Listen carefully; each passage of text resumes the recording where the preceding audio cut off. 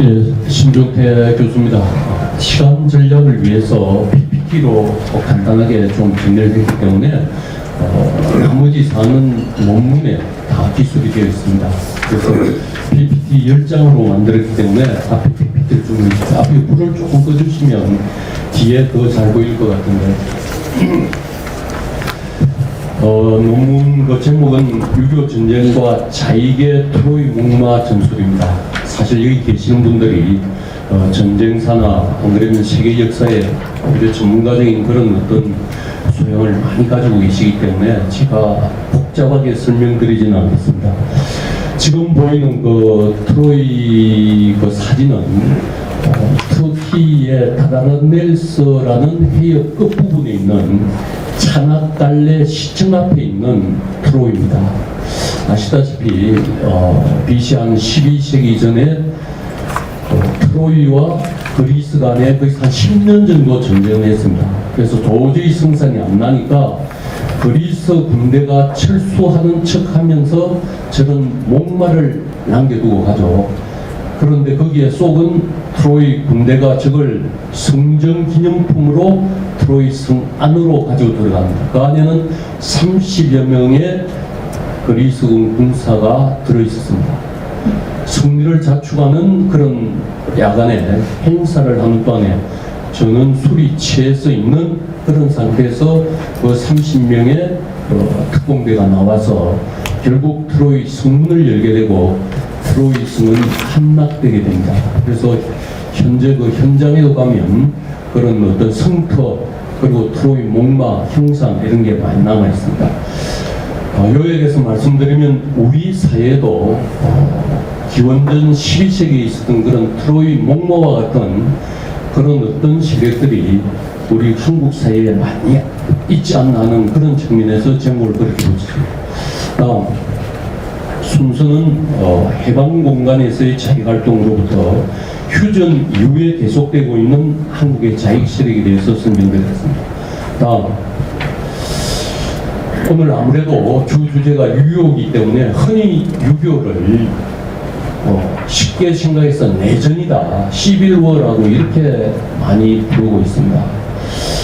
한 10여 년 전에 어느 대학에서 강정구 교수가 와서 학생들을 데리고 이제 6.25 전쟁에 대해서 특강을 하는 그런 시간이 있었습니다.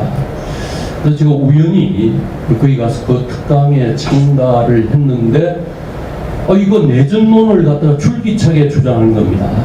그래서 특강이 끝나고 나서 하는 교수님, 전쟁에 대한 책임이 분명히 김일성에게 있는데 그 500만이나 죽거나 다친 그 피해에 대한 책임을 김일성이 우선 져야지 어떻게 쌍방 책임으로 그렇게 돌리냐. 쉽게 말하면 부부 싸움 그런 논리를 펴는 겁니다.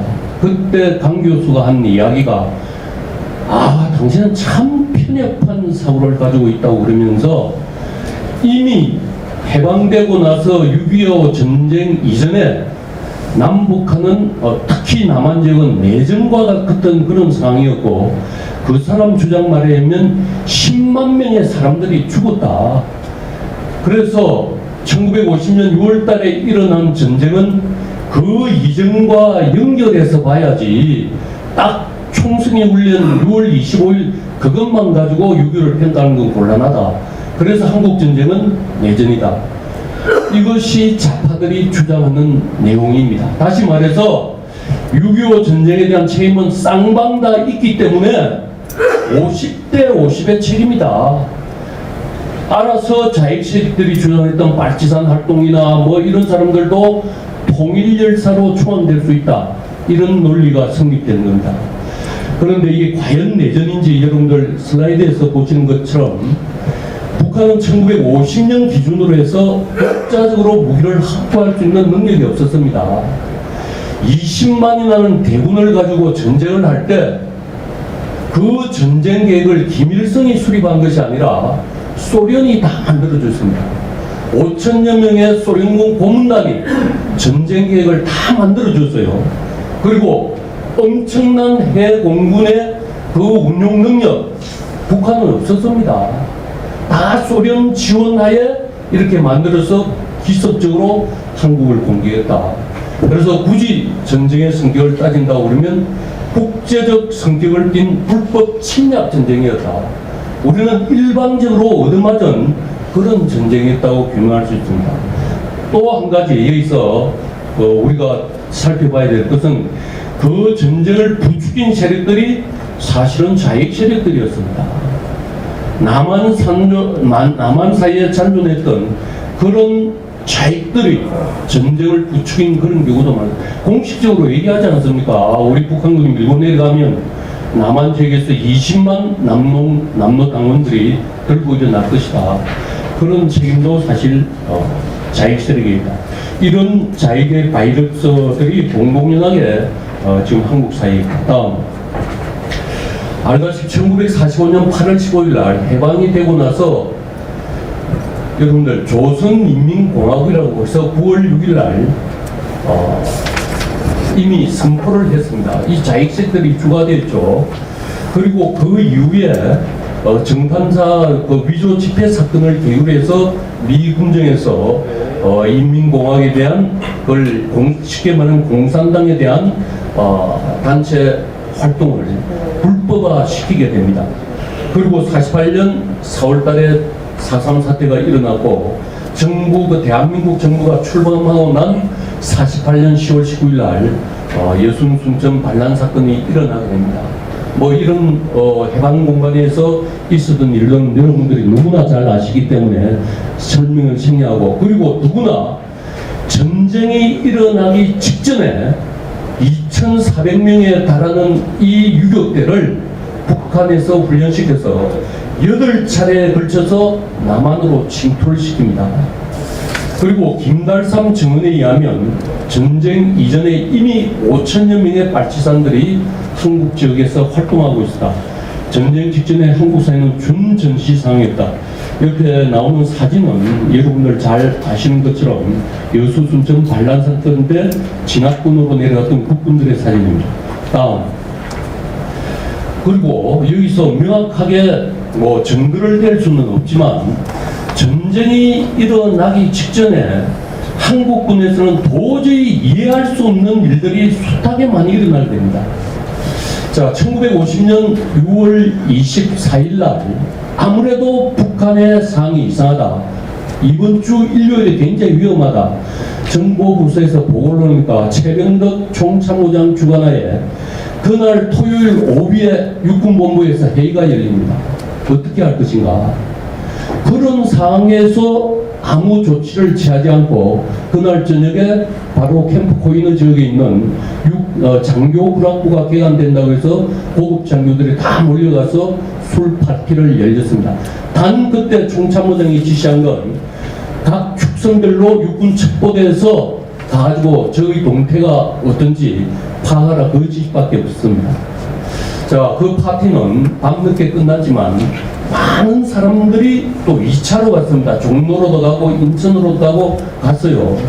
그때 종로에 가서 2차 술값을 낸 사람이 연합신문의 기자 정국은이라는 기자가 있어요.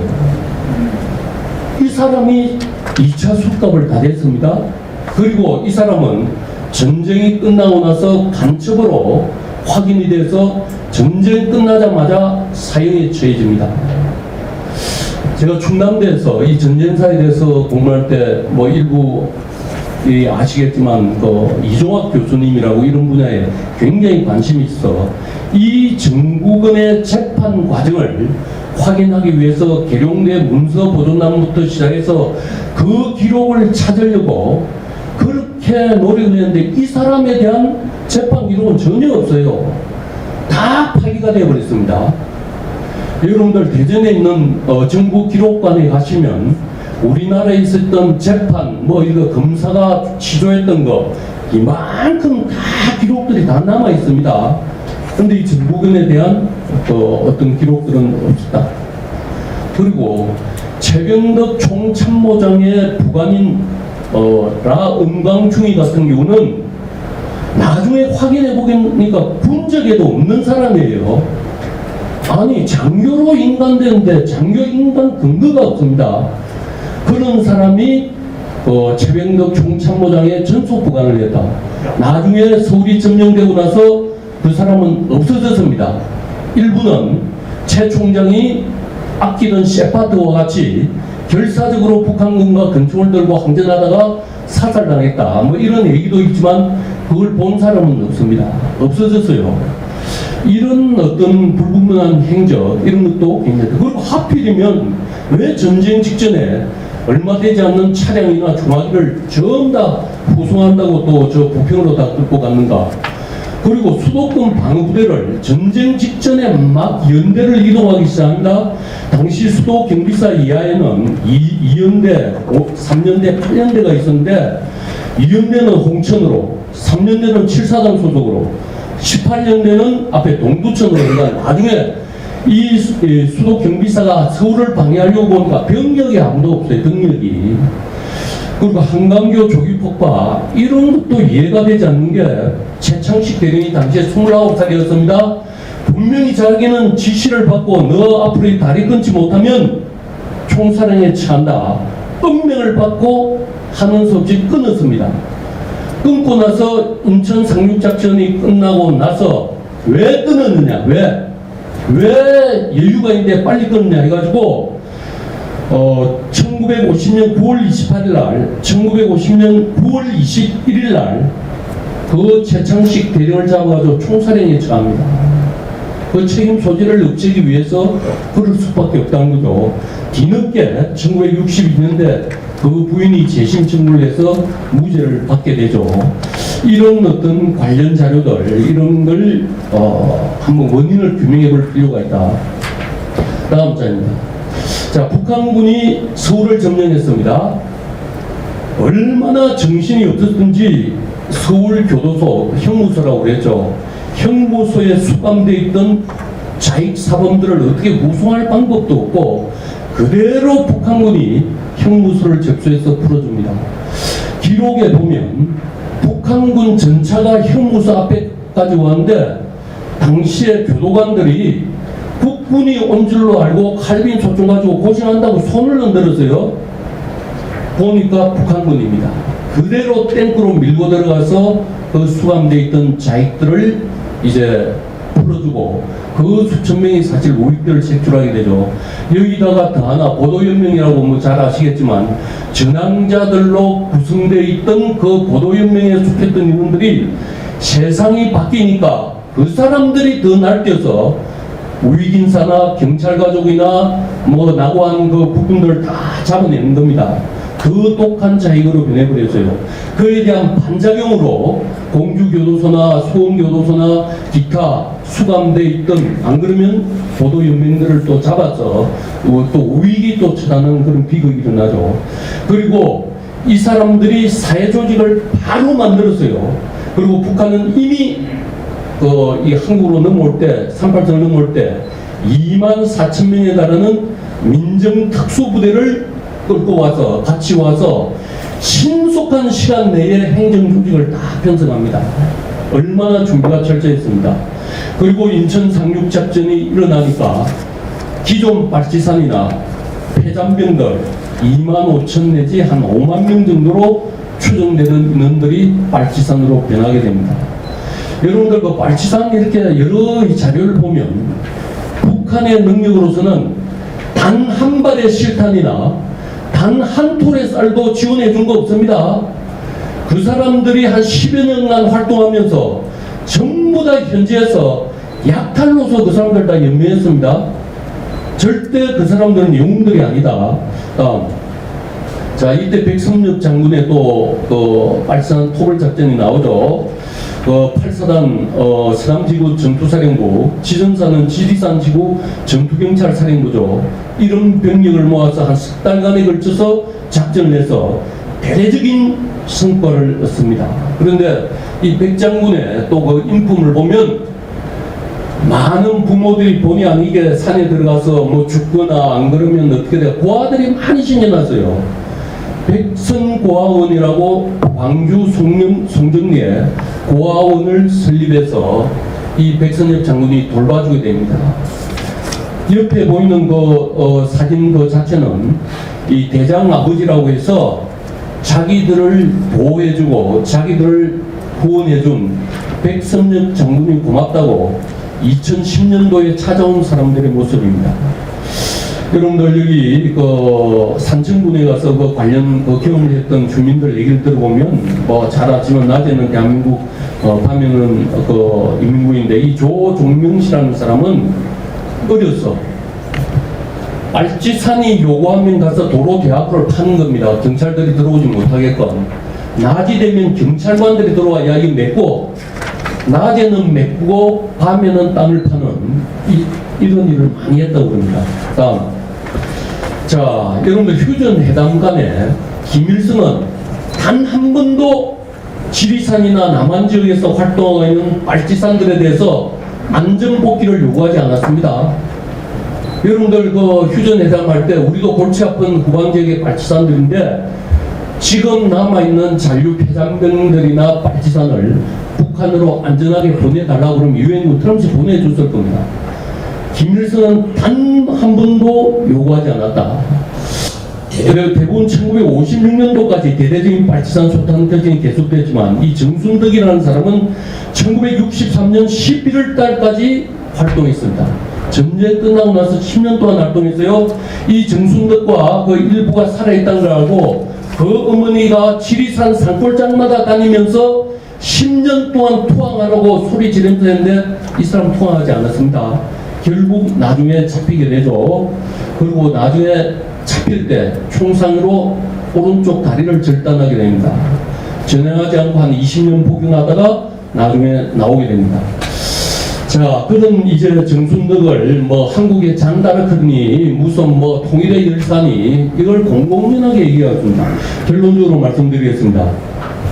지금 우리 그 한국 사회에서 보면 자생적으로 생겨났던 안 그런 북한과 연계되어 있던 숱한 이런 자익단체들이 집요하게 역사를 왜곡하고 있습니다. 제가 요즘 해외에 나와서 이렇게 쭉 답사를 하는 보면 여러분들이 생각하는 것 이상으로 저 아프리카의 미개한 국가나 이런 사람들도 다 스마트폰을 가지고 있기 때문에 한반도 상에 대해서 너무나 잘 알아요. 김일성, 김정일, 김정은 체제로 내려가는 걸 우선 글로 압니다. 조롱글로 알아요. 그런 조롱글의 대상이 된 김정은을 위대한 위인이라고 서울론다고 그러니까 우리 스스로 이렇게 환영하는 현상에 대해서는 우리가 참 이해할 수가 없죠. 다음. 여러분들 뭐 빨치산에 대한 여러 자익단체들의 뭐 미화가 많이 나오죠.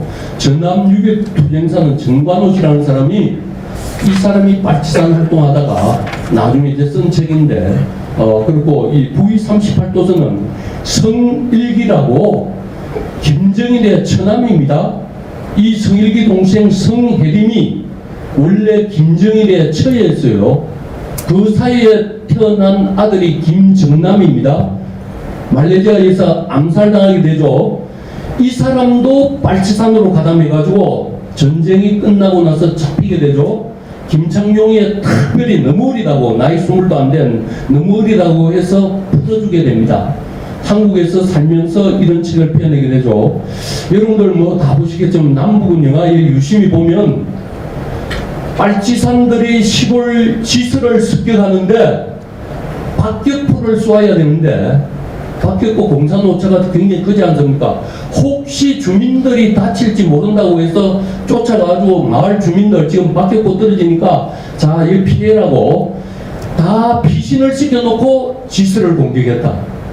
또 어떤 빨치산은 남아있는 경찰 가족에 대한 강간을 하고 그 여자가 다음날 아침에 자살을 하니까 그 빨치산 대장이 잡아서 인민에 대해서 이런 몹쓸 짓을 한 놈은 자결해야 된다고 해서 권총을 주게 됩니다.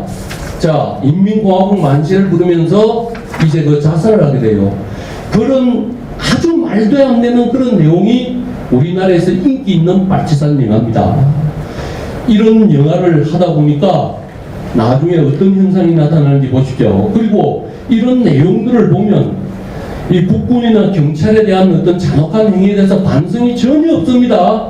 도덕적 우월성을 강조합니다. 사상적 전향은 전혀 표현하지 않습니다. 아까 말씀드렸듯이 내전 노론으로 자꾸 끌고 가면 남북한이 50%씩 책임을 져야 된다. 마지막 장입니다. 자, 2005년 8월 달에는 어떤 일이 있었냐면 저기 전북 지역에 김형근이라는 정교조 교사가 학생들 180명을 저희 지리산에 데리고 나서 발치산 추모제를 내준다. 그 사진에 보시면 이 중학생들이 남북 통일 애국열사 추모 문화제 해가지고 여기서 대대적인 행사를 합니다. 국가보안법 위반으로 이제 재판에 무대했습니다. 무죄 받고 나왔습니다. 표현의 자유 때문에 무죄 받고 나왔습니다. 이런 어떤 현실에 대해서 우리 사회는 특별하게 경각심을 가져야 되지 않을까 하는 것이 제 논문의 핵심입니다. 감사합니다.